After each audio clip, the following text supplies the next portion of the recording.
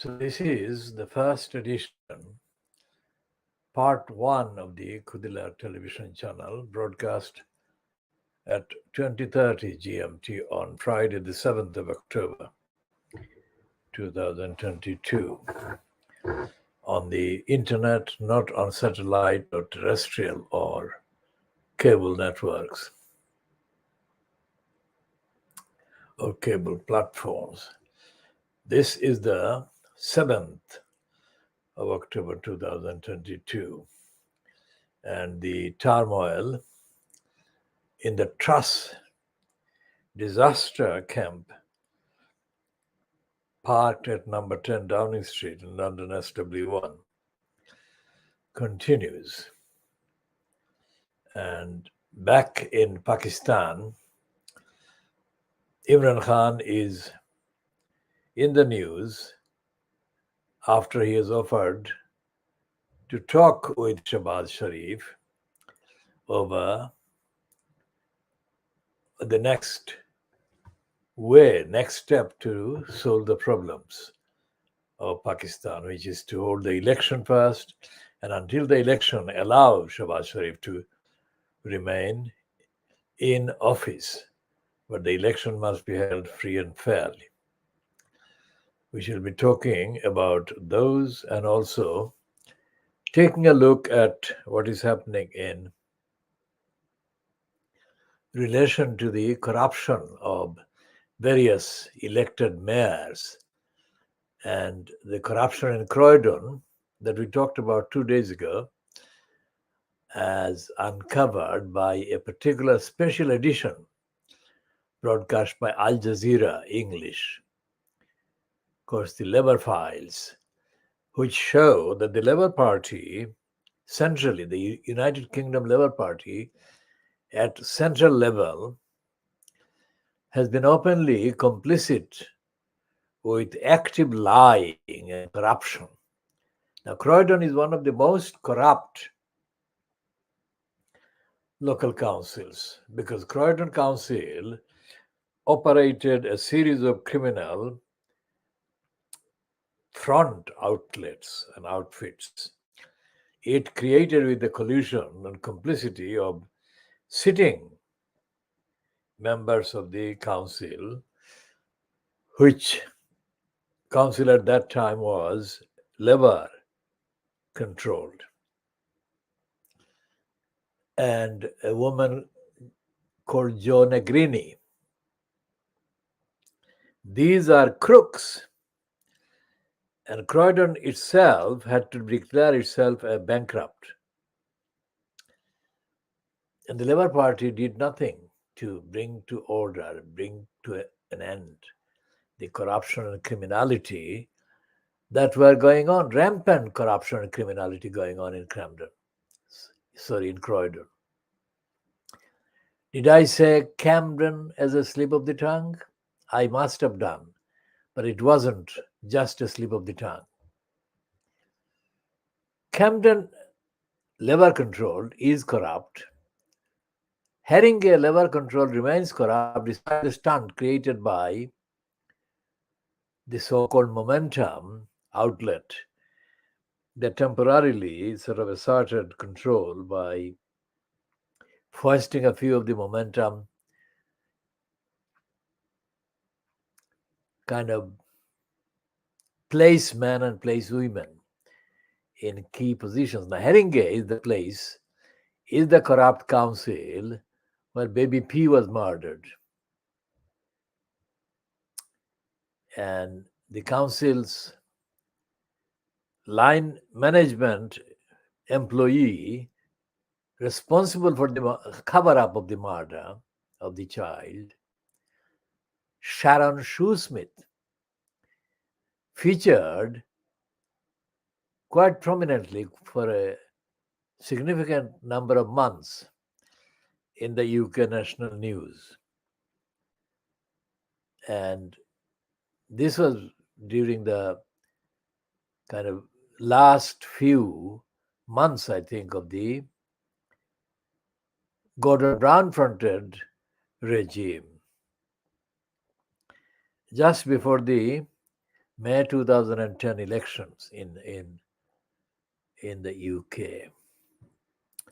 And the schools minister, or the minister responsible for kind of social services, Ed Balls, staged a stunt by publicly sacking Sharon Shoesmith and condemning her role and condemning her. All of that got kind of suppressed or distorted by subsequent litigation that Sharon Shoesmith brought. And the corrupt court system, the corrupt, criminally negligent civil court system in the UK gave de facto exoneration to Sharon Shoesmith, thus justifying the murderously negligent, complicit Haringey Council, almost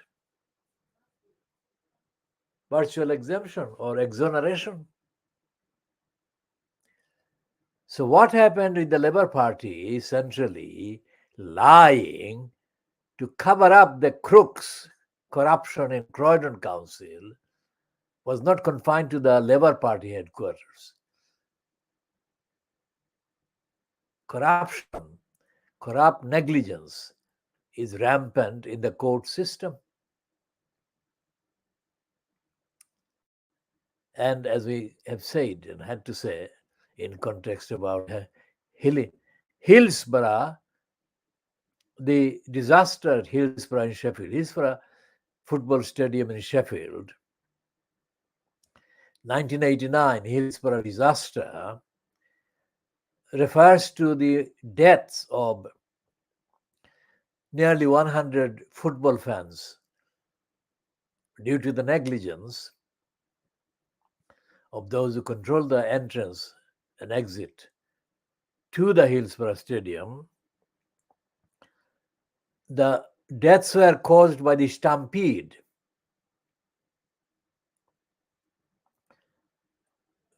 due to the negligence and negligent behavior and stupid behavior of the police in control. They completely lost control, and they had no idea of what control was, what saving the fans and the people, the spectators involved or entailed. They gave up their duties to save the people there. And the following day, the Murdoch-controlled scum newspaper blamed the fans, blamed the victims, and published fabricated quotations exonerating the police and attributing those fabricated quotations to the police. The scum since has been banned in Liverpool because the fans were mainly from the Liverpool area, and the team was the Liverpool team that they were there to support in the Hillsborough Stadium in Sheffield. Now, there is a petition going online which says that about 100,000 people have signed a petition about the murder by the police, Metropolitan Police. In the first week of September 2022, that is last month, about a month and 2 days ago, the murder by brazen direct shooting by the Metropolitan Police of Chris Kaba, however you pronounce it. Chris Kaba was training to be an architect and had already been expecting a child and was going to get married in 5 months' time. And he was driving a car in South London, and the car didn't belong to him, but apparently it later transpired the car had been registered as a suspect car in relation to another investigation or another kind of event that Chris Kaba or Kaba had nothing to do with. Chris Kaba was not carrying a gun, and Chris Kaba was not a suspect in any offense, and he was not a suspect to be arrested about anything else. But the offense he was guilty of in the sight of the police, Metropolitan Police, was that he was a black person. He was 24 years old. And they decided to follow him in an unmarked car and not let him know that they're following him. They were following him until they staged a collision. The collision is the clash with his car, which collision they followed by approaching him and shooting him straight, directly at the driver's window where he was driving. And he was seriously injured, and he went to hospital. He was taken to hospital, and within a very short time he died of the injuries.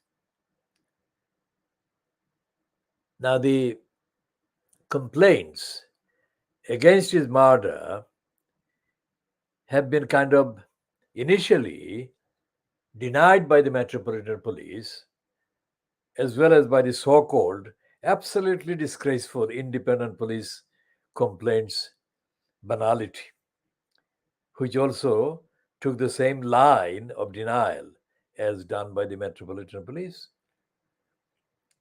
Both of those have now given ground and have considered some of the demands of the family of Chris Kaba and the bereaved relations. But they haven't gone anywhere near accepting responsibility where it matters, responsibility for the murder.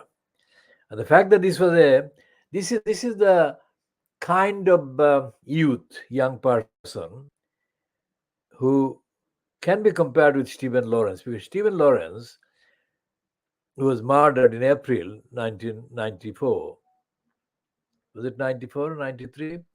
In Eltham, in southeast London. His racist gang murdered him as he was standing waiting at the bus stop in Eltham. Stephen Lawrence, too, was training to be an architect. So, I mean, the severity of the similarity, let's say, or similarities in the prejudice and the prejudice perception held by racist police in the Metropolitan Police towards black young persons, as shown by the similarity of the prejudice between the murderers of Stephen Lawrence and the murderer police of Chris Kaba or Kaba. Kaba was not, he didn't commit a crime and he wasn't a criminal, and nor was Stephen Lawrence. And both were students of architecture. I mean, he couldn't get more conventional in terms of academic studies and so on. So these two were two very conventionally engaged students, but they were both black men in London, and both were murdered for no reason except that they were black. The fact that they were murdered by four or a gang of four racist whites, and the other one, Chris, was murdered by a metropolitan police person should give reason for serious reflection about this bogus Black History Month thing that keeps being staged by idiots. Black History Month was initially confected by a very ignorant and confused Black history enthusiast through the thing called ASA. And it was funded by the GLC. But it was completely corruptly conceived, ignorantly conceived, because it left out the reality. Black in this country is not an isolated island, you morons. Black in the UK is part of a very real demography which is very mixed. And the Black, because of the empirical realities, necessarily involves people, large numbers of people of Asian backgrounds and identities. So to call the victims of racism that is experienced by people of African origin, either directly from Africa or through the Caribbean experiences, is false and misleading. Because so long as the Black is done, conceived, and treated by leaving out the experience of the African people on the one side and ignoring the reality of the Asian people's experience, from that experience that the African origin and Caribbean origin Black people experience. So long as that is done, and the two are not combined in reality of the facts, the moral strength, the moral case and the evidential case against the racists, attacks on the Asian people as well as on the African people, will fail to materialize, fail to become a reality. There was a kind of conflated confusion created by the authors of the Labour Party Black sections that came into prominence very shortly after the murders of Cynthia Jarrett and the attack on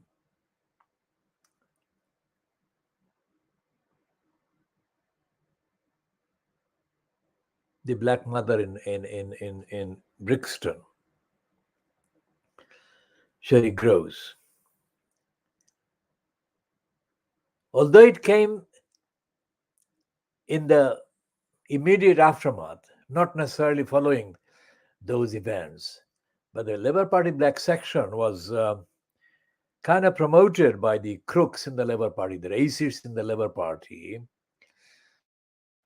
who kind of hijacked the topicality of Black people being new targets of new racist attacks. The Labour Party Black section was deliberately kept separate from what was going on in the community, in society.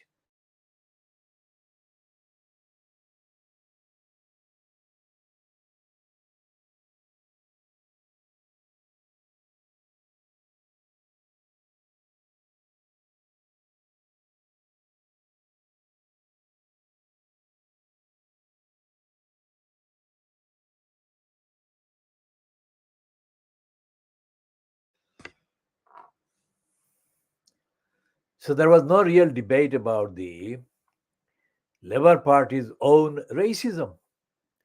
And there was no clue as to what the so-called Labour Party black sections was going to do or be used to do about the Labour Party's own racism. So there was no policy, there was absolutely no policy discussion at any level in the Labour Party linked with the Labour Party black section, so-called, about how to deal with police racism and how to deal with courts, the judicial racism, and how to deal with the racist exclusion that was practiced by the Labour Party in Parliament. To this day, the Labour Party has not initiated any intellectual basis, intellectual contextual analysis or background to any updating of the legislation concerning the events that keep happening, like Chris Kaba's murder and the other murder in 2011 in Haringey of a black man by the Metropolitan Police. None of the murders and none of the gross murders and gross kind of hiding and concealment of the evidence and the denial of the impact has been taken up by any of the so-called black MPs. All the black-skinned members of parliament belonging to the Labour Party are and have been and have behaved and continue to behave as intellectually totally incapable of dealing with the issues. Intellectually incapable of dealing with the issues, the challenges. And they have none of them has shown any awareness of international perspective about the racist violation of the human rights of the black sections. Most of the victims, by definition, because of generation and because of chronology, most of the victims of racism by the police are born, brought up, raised, and brainwashed in the UK. Now, the prominence allocated by the racist media to Diane Abbott, whom we call for her role Dirty Di, the role that she has been allocated, the status she has been allocated, has been completely, absolutely not connected with the occurrences of racism against black people. Remember, we are defining black as including African as well as Asian background people. But Dirty Di has been in the news for the wrong reason. She has been mostly ridiculed and mocked as a part of the Corbyn kind of crew, Jeremy Corbyn crew, when Corbyn was leader of the Labour Party. That's partly due to the fact that she and Corbyn had sexual relations, that Corbyn's former wife, Christine Chapman, allowed the Daily Mail to have and publish, starting shortly after Corbyn became, quote, leader. That has been in the back or in the background always of the media's references to Diane Abbott, although they have not expressly or explicitly mention that all the time, every time they mention her. That has been the background awareness. Turning to her role intellectually, Diane Abbott has been completely ridiculed and mocked out of the court, if you like, when it comes to issues and central kind of substantial substance and content in her contributions. Quite apart from the fact that she later became known publicly as Jeremy Corbyn's girlfriend, X, she was given a platform by the BBC for absolutely very mysterious reasons to appear on Andrew Brilopad Neil's British BBC politics kind of outlet, along with Michael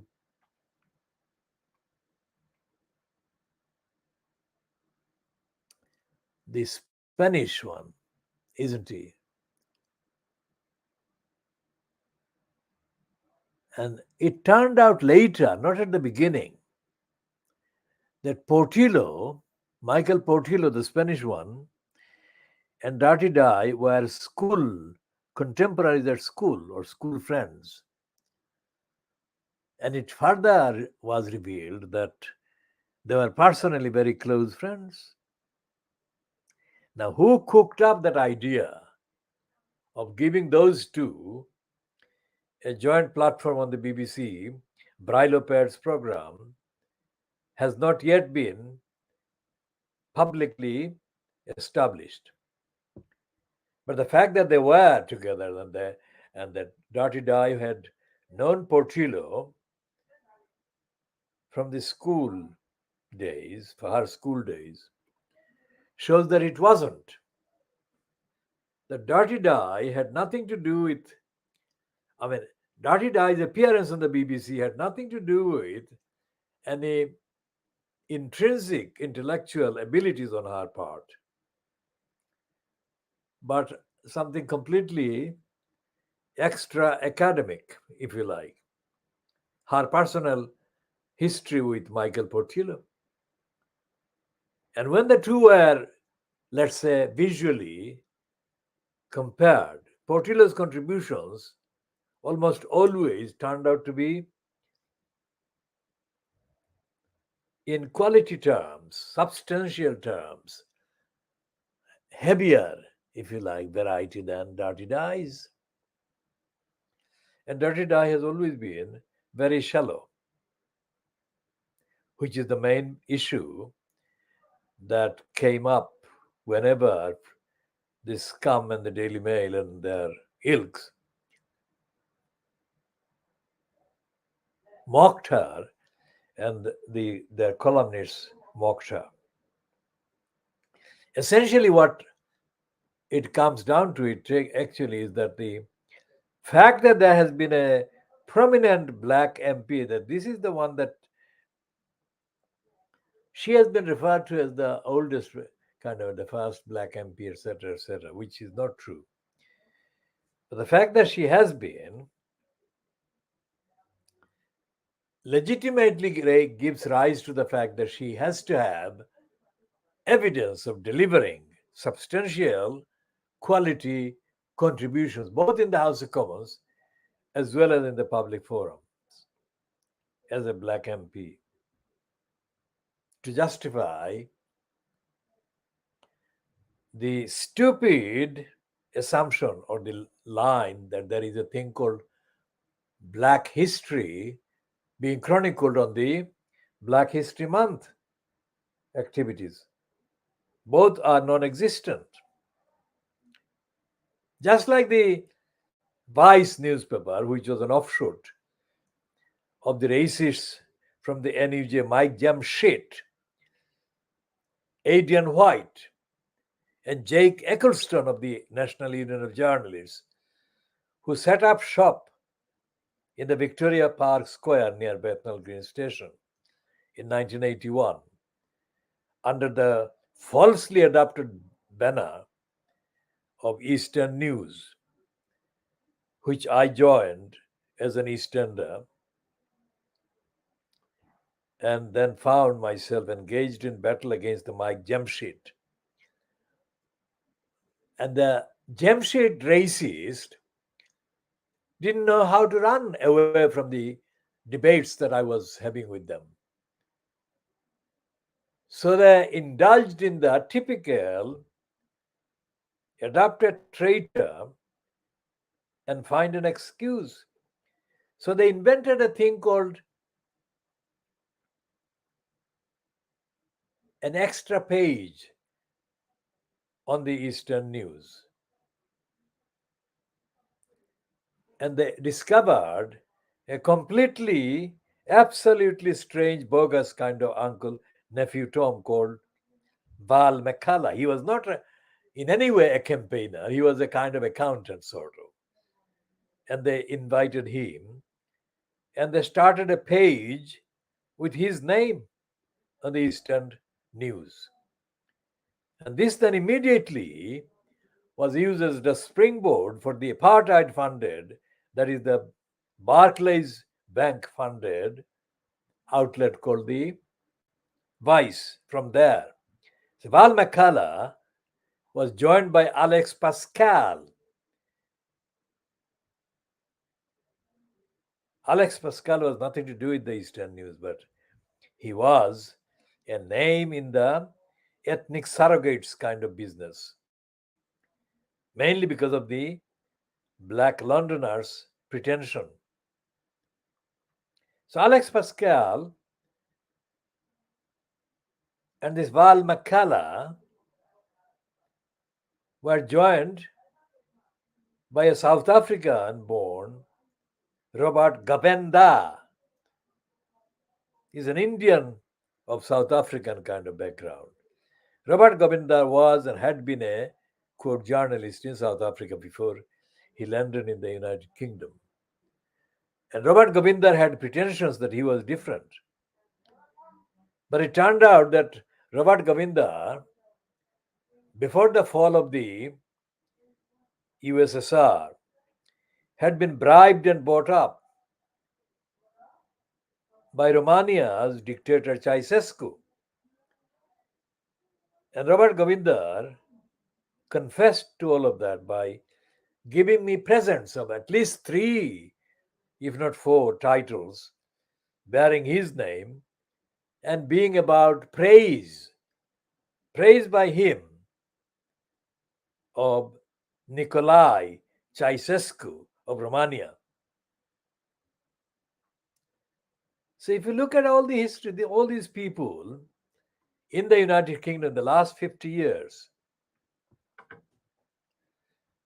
operating as approved, quote, black anti-racists, you'd find that they are essentially very shallow, very artificial, very faked, and very kind of dishonest self-seekers, self-promoters, so readily available to be bought and operated and kind of processed by the racists in post-colonial, so-called post-colonial years.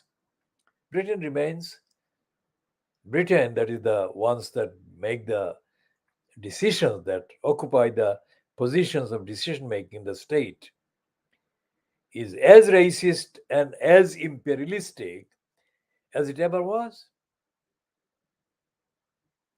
And the fact that the so-called Raj, the empire, the kingdom in the subcontinent ended in August 1947. The fact that it did end with the inauguration of the republics of Pakistan on the 14th of August and India on the 15th of August 1947. That never became analyzed, and the actual events following that or those 2 events never got analyzed in Britain, analyzed in the Speed Black History Month.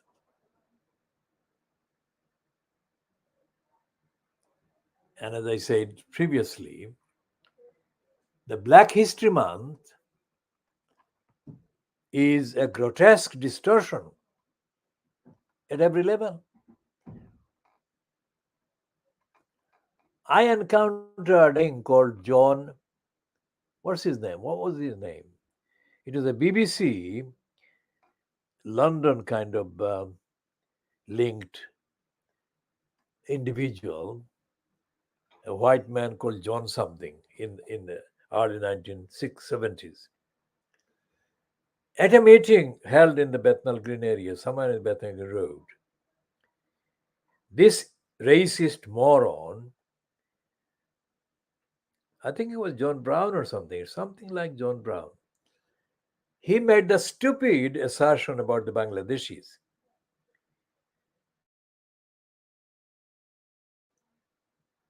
Completely contradictory and absolutely unfounded about the whole community. It might apply to some people, but most certainly did not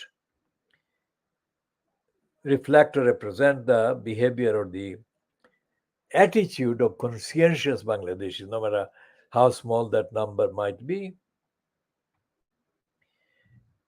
And this created the Bangladeshis were too easily pleased or too easily satisfied.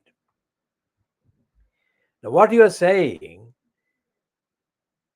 probably referred to some of the Bangladeshis that he knew, who could be given a pat on the back and who could look back in gratitude and say, "Thank you, Master."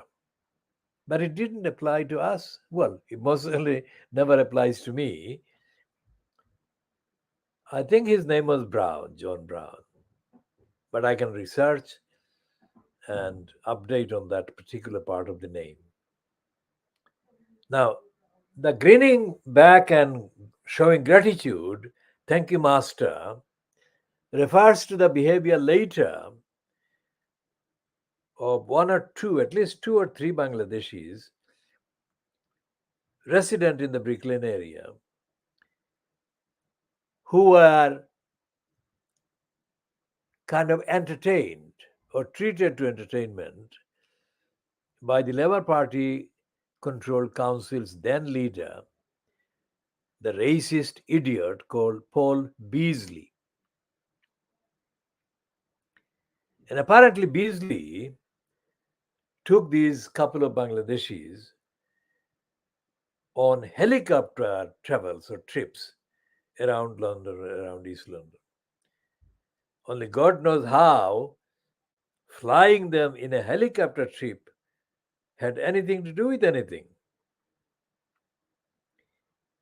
And these overly grateful Bangladeshis grinned and forever mentioned Paul Beasley in frenetic, fervent kind of enthusiasm, as if he was somebody extraordinary come from the outer space or something. Beasley was a racist. Beasley was an idiot and ignorant, as I told him to his face in 1978. In July 1978, 2 months after the pair of racists murdered Al-Tabali, there was a meeting at the Montefiore Center. The meeting was organized under the title of the Tower Hamlets Citizens of Tower Hamlets, Council of Citizens of Tower Hamlets, and had been convened by using the politically and morally dead Joe Hunt as the inviter. And Beasley arrived there, as well as the couple of individuals from the Central Commission for Racial Enslavement, CRE. Now, the CRE had been itself launched in April 1977. So, this was not long after the CRE had been launched. So, At the beginning of the proceedings in that meeting, the meeting was supposed to be a surrogates meeting, showing gratitude to the council leader, gratitude to the CRE, and gratitude to the UK state, which was still being fronted by the complete racist James Callaghan. So before the events got going, I pointedly named Paul Beasley, and I said that the racism in Tower Hamlets was being actually tolerated and allowed by this racist. And I called him this racist Paul Beasley. And he could feel that there was an electric response going through the hall, the room. Nobody had ever called a council leader this racist at a meeting like this. And there was this electric response. And Beasley immediately put on a kind of red hue on his skin.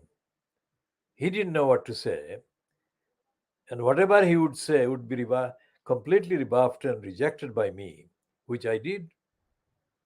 And I went on giving details about Beasley's racism and the council's racism. But it appears that all the others present, the surrogates and the gratefuls, were descendants of the likes of Mir Zafar Ali Khan, who betrayed the community and was bribed and bought by Robert Clive in 1757.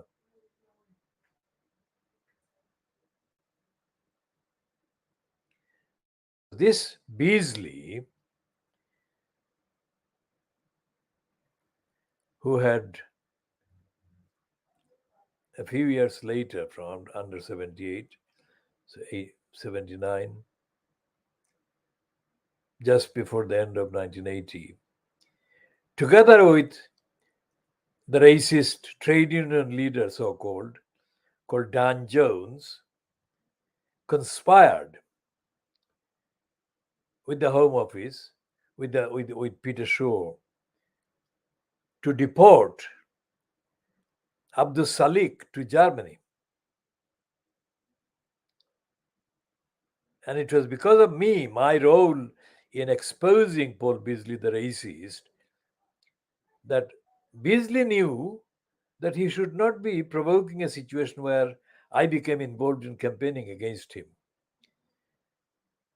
It is because of that he told Dan Jones, the racist, to not go ahead with the deportation of Abdul Salik the following day to Germany. And so they cooked up a hasty way to stop the deportation by getting Peter Shaw to tell the Home Office not to deport Abdul Salik.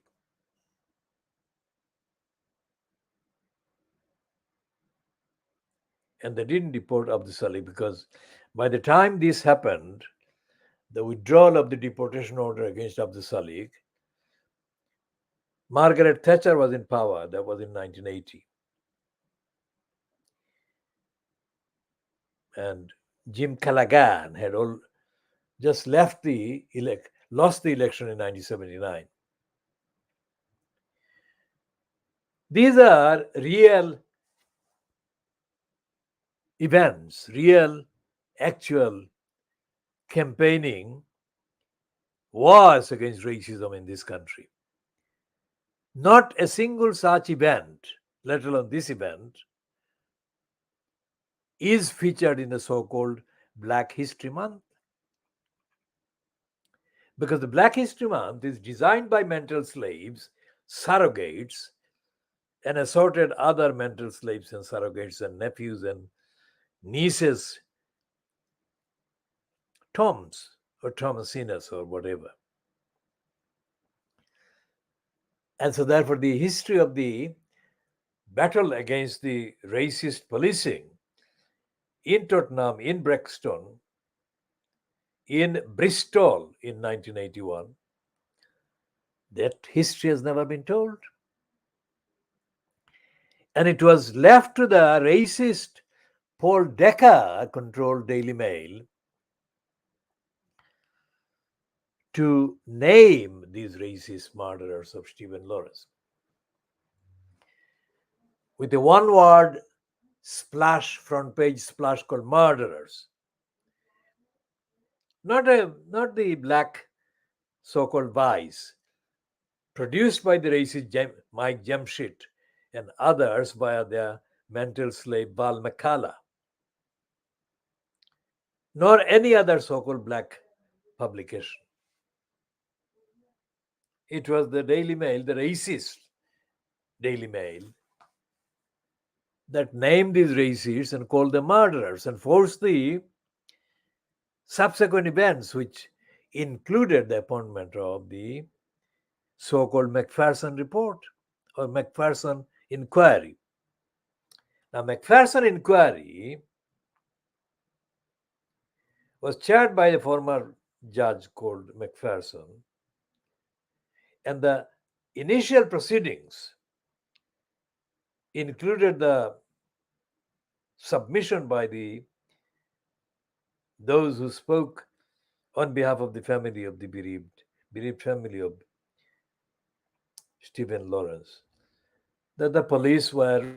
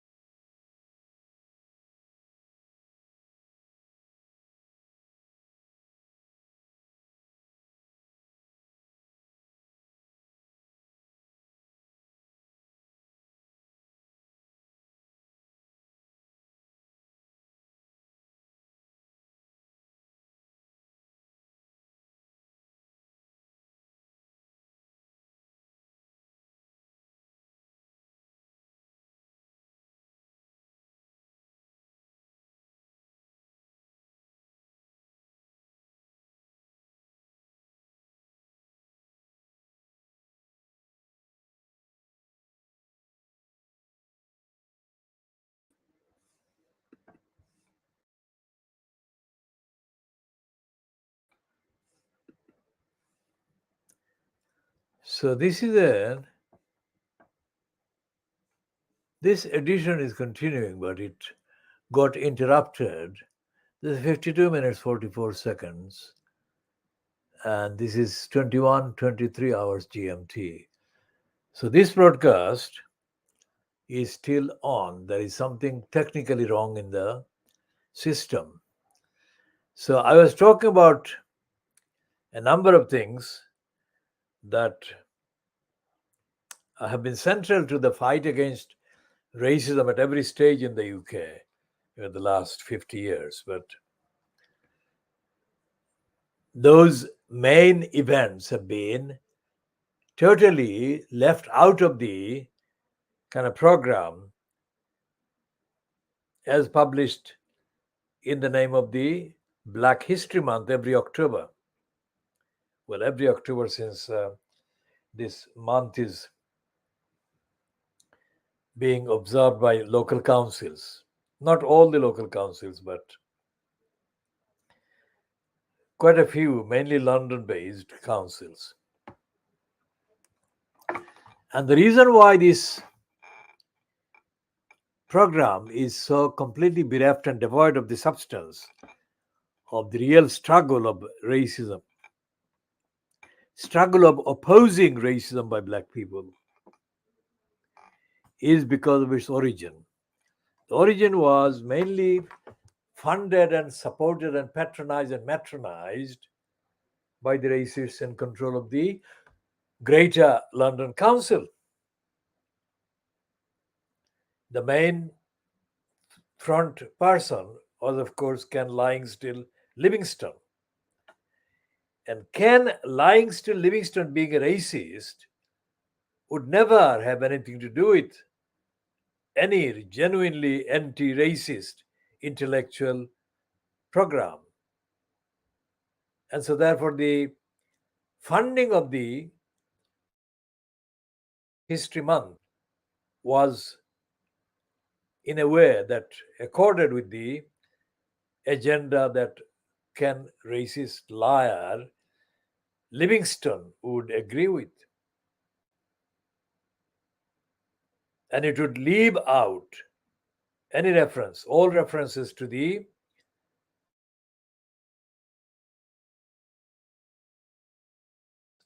both the GLC, the Greater London Council, Greater London level, as well as the local borough councils. And it did. One of the things that the racists in this country have done, the racists in the Labour Party mold, not in the Conservative Party mold, I shall come to discussing how the likes of Suella Cruella Fernandez, originating from Goa in India, and Priti Patel, who is from East Africa but actually of Gujarati origin. How these two extremely hateful Hindutva kind of supporter, Priti Patel, and ethnic surrogate Suella Cruella Fernandez, how these two became given prominent places in the so-called conservative cabinet, while they were against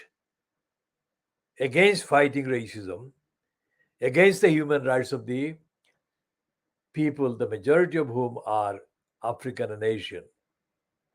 Shall come to that. And the conservative having somebody like this complete moron, a Kashmiri origin Conservative Party MP, and some other Conservative Party MPs with really deep black skin, including the crazy Kwarteng, who is installed in the position of the bogus position of the finance minister in Liar Truss's so-called cabinet.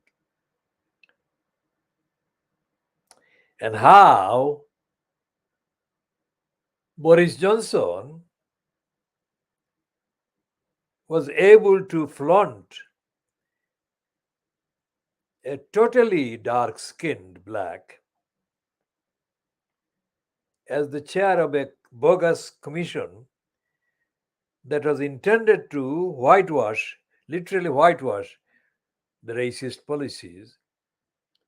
We should come to that because that one, the very dark-skinned chair of the commission that the racist Boris Johnson set up, belonged to the Voice. I mean, the Voice, the Vice newspaper gave him a platform for years. And the platform that he used was a platform for supplication to racism and racists. And he was a thoroughly updated, shameless uncle or nephew Tom.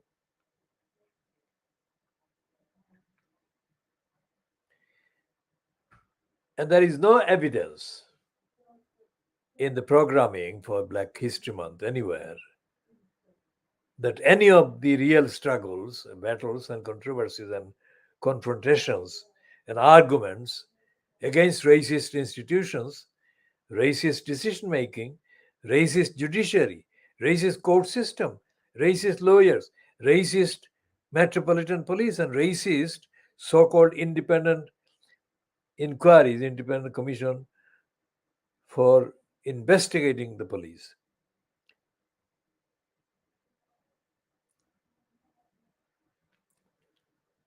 That is a long list of areas of life, society, reality that are left intentionally from inclusion in the discussions, so called, that are held by the organizers of the Black History Month. I'll shortly check, if I can check, given the technical kind of infrastructural problems that we appear to be having in this particular broadcast. I shall check what the Newham Council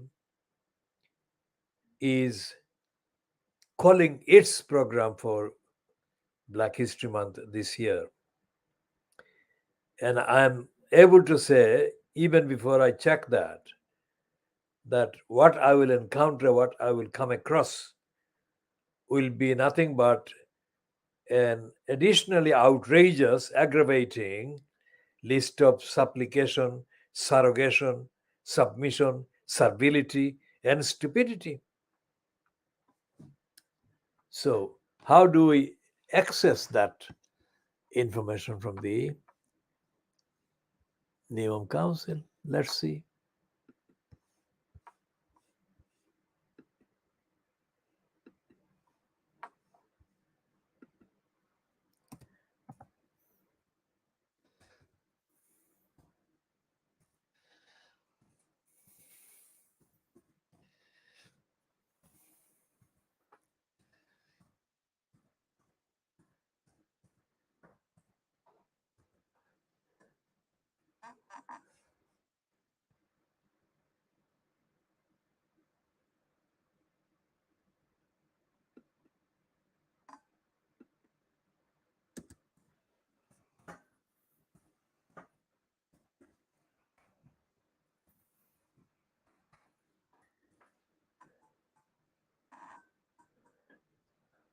Now, given that black people's human rights,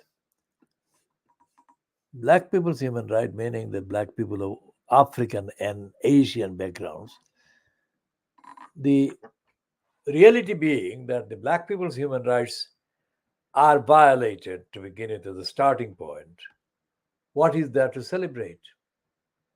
And yet, there is this entry that I've come across in the short search. It says, celebrate Black History Month, Black History documentaries.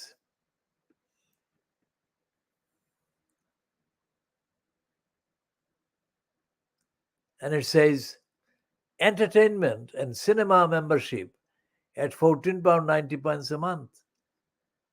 for 6 months, limited time of a stream, emotional and electric Black History Month movies with Now Cinema membership, etc.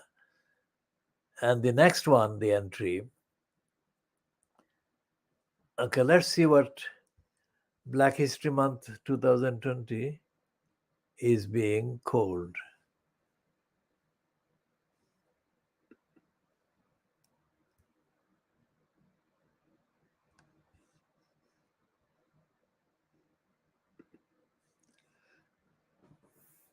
Now, the top face on the top of this page is the face of a mulatto female, let's say. It's not white, but it's very not black.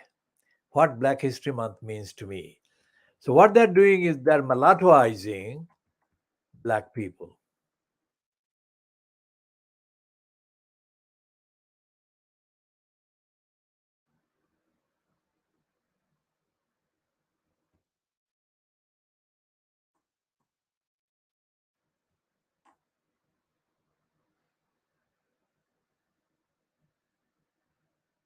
And it is completely, absolutely artificial, the whole thing.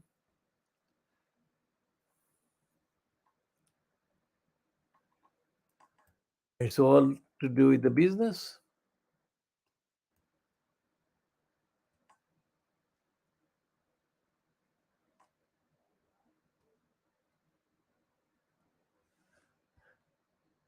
This is not for the Newham Council, but we should go to Newham Council shortly and see what they have.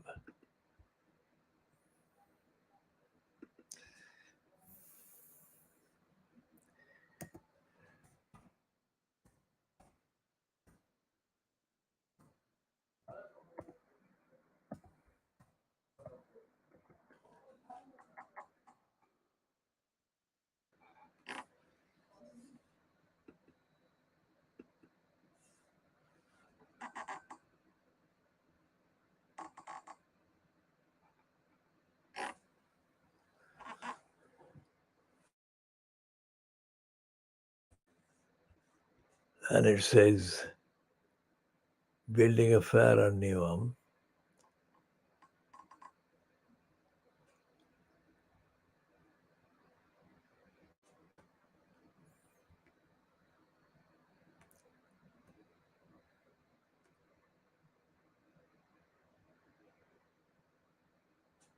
And the face of this imperialist kind of agent, Roxana Fias, the viewer. OBE.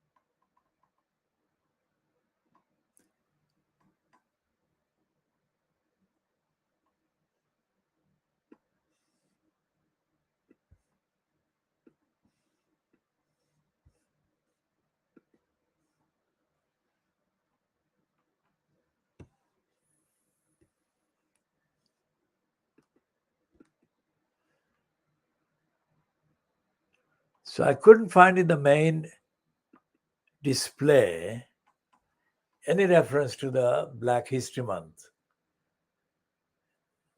Even though Newham has been one of the main advertisers of the Black History Month, one of the councils that has been advertising Black History Month almost from the beginning. So the main display is the picture of Roxana Fiers. Roxana Fiers is, of course, the Crooks nominee for the corrupt post of the elected mayor in Newham. When the lying Dave Hill, who was supposed to be the London diary person for years, that included the 2010 commencement of the corrupt mayor post in Tower Hamlets. When the Dave Hill, he left the Guardian because of changes that came about, changes associated with the departure of Alan Rabishar as the chief editor-in-chief of the Guardian Group. And Rabishar's replacement as editor-in-chief by Catherine Vanity. Now, Dave Hill is a particularly backward, ignorant, stupid, racist, and corrupt, self-seeking so-called journal. And throughout the period of Luthraman's kind of incumbency in the corrupt post, while Dave Hill was still connected with the Guardian, Dave Hill published absolute packs of lies and idiocies. And he avoided telling the truth about the corruption that Luthor was engaged in, or the corruption and lies and criminality that the Luthor fronted Tower Hamlets Council clique was engaged in. So after he left the Guardian or was pushed out of the Guardian, Dave the Parasite Hill began his own website called On London. And as part of the On London adventure, Dave Hill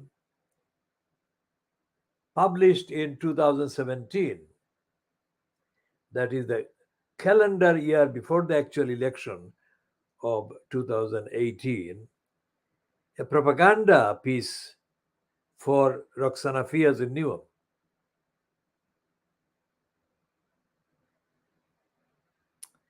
And in that piece, one of the lies that Dave Hill promoted and peddled was that Fiers was actually promising honesty if she got in as mayor in place of Robin Wales. And that honesty, claimed this liar, Dave Hill, was in Roxana Fiers' promise that she would hold a referendum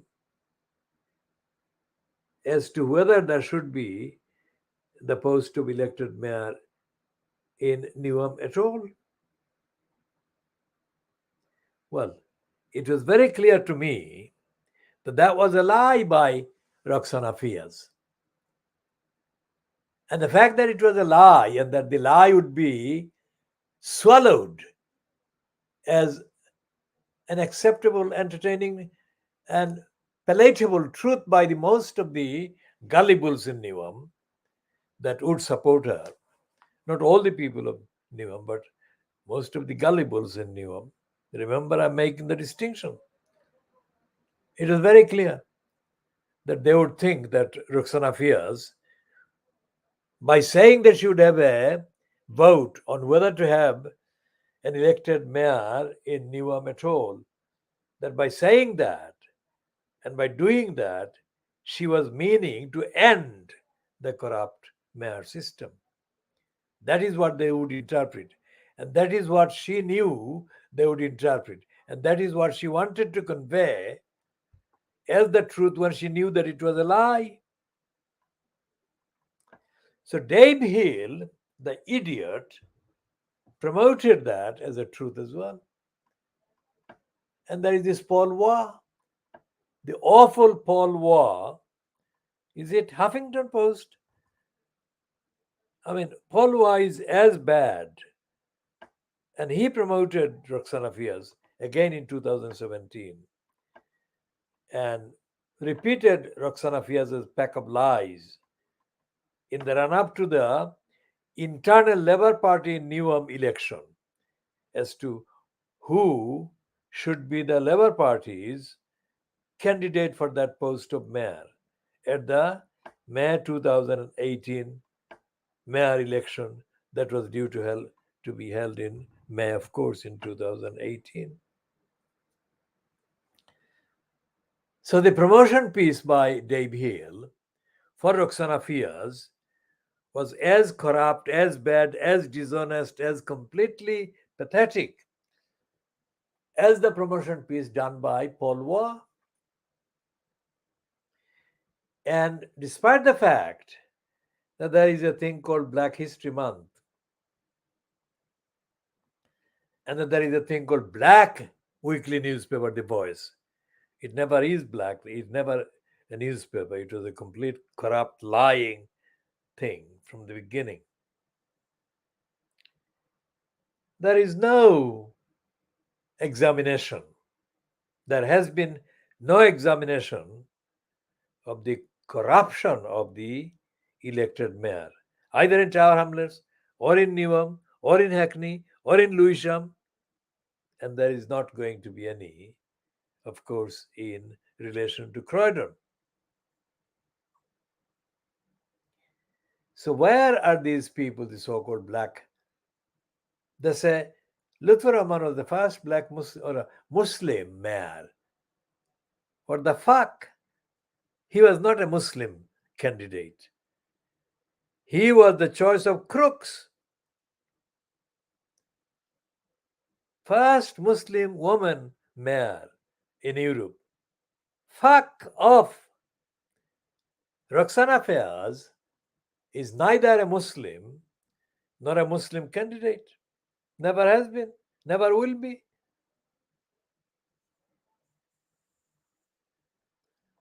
But even if theoretically she can be accepted as being relatable to a Muslim, very broadly speaking, a Muslim kind of demography, Roxana Fayaz cannot be expected to deliver anything, anything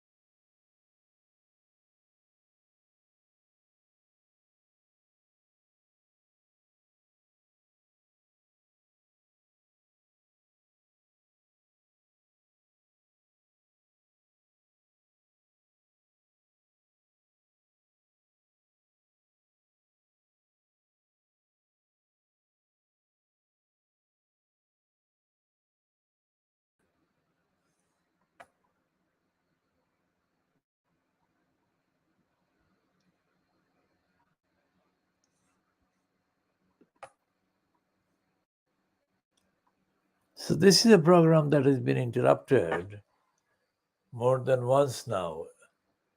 So we shall end this program before another interruption.